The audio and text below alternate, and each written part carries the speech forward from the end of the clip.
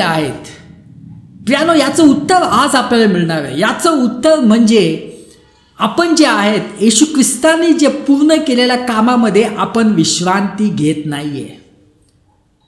हे खूप आवश्यक आहे. येशू ख्रिस्ताने जे कार्य केलेलं आहे आणि ते कार्य पूर्ण आहे, त्या पूर्ण केलेल्या कार्यावर आपण विश्रांती घेत नाहीयेत. प्रियानो, येशू ख्रिस्त या जगामध्ये कशासाठी आला होता? तो काय स्वतःचा धर्म स्थापन करण्यासाठी आला होता?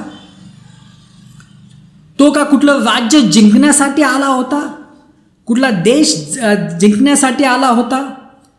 त्याचं मंत्रिमंडळ गव्हर्नमेंट स्थापन करण्यासाठी आला होता? नाही. तो आला होता आपल्या पापासाठी. तो आला होता आपल्या पापासाठी रक्त सांडण्यासाठी. प्रियानो, कारण मनुष्य स्वतःला पापापासून वाचू शकत नाही. काही लोकांना वाटतं की चांगले काम केल्यावर आपल्या पापाची क्षमा होईल. नाही.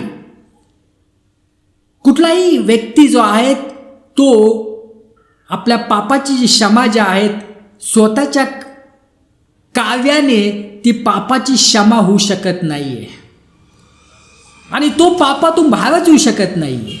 स्वतःच्या शक्तीने, ज्याला आपण आजकाल म्हणतो विल पॉवर, जसं जग म्हणतं की विल पॉवरने सर्व काही पॉसिबल आहे. प्रियानो, विल पॉवरने जे आहे तुम्ही पापाच्या त्या बंधनातून तुम्ही मुक्त होऊ शकत नाहीये. तुम्हाला आवश्यकता आहे देवाची, आणि त्यासाठी येशू ख्रिस्त आले होते.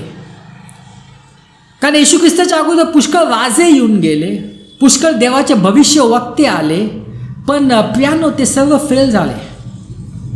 म्हणून येशू ख्रिस्ताला यावं लागलं आणि आपल्यासाठी कुसावर रक्त सांडावं लागलं. कारण ते जे रक्त जे होतं ते रक्त निष्कळंक रक्त होतं. त्यामध्ये कुठलेही पाप नव्हतं. एक मनुष्याचं रक्त दुसऱ्या मनुष्याला वाचू शकत नाही. एक मनुष्याचं रक्त दुसऱ्या माणसाचे पाप क्षमा होऊ शकत नाही, कारण त्याच्यामध्ये पाप असतं. पण हे येशू ख्रिस्ताचं रक्त हे देवाचं रक्त होतं. ते त्याने कुसावर सांडलं आणि त्यामुळं सर्वांच्या पापाची क्षमा झाली. त्यासाठी येशू ख्रिस्त आला होता. कारण जेव्हा आपल्या जीवनात पाप असतं, जेव्हा आपल्या जीवनात पापाची क्षमा नसते, आपण स्वर्गात जाऊ शकत नाही. आणि आपलं हे जे जीवन जे आहे हे जीवन पण आपलं उद्ध्वस्त होऊन जातं. त्यासाठी येशू ख्रिस्त आला होता.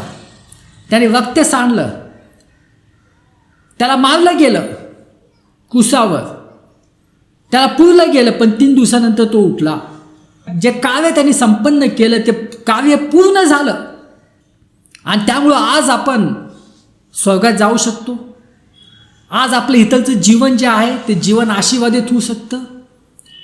सर्व शापापासून मुक्त, सर्व आजारापासून मुक्ती, सर्व दुःखापासून मुक्ती, सर्व स्ट्रेसपासून मुक्ती, टेन्शनपासून मुक्ती.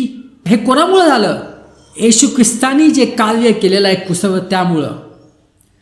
पण प्रियानो, दुःखाची गोष्ट म्हणजे पुष्कळ जण जे आहेत त्यावर ते पुष्कळ जण जे आहेत, पुष्कळ ख्रिस्ती जण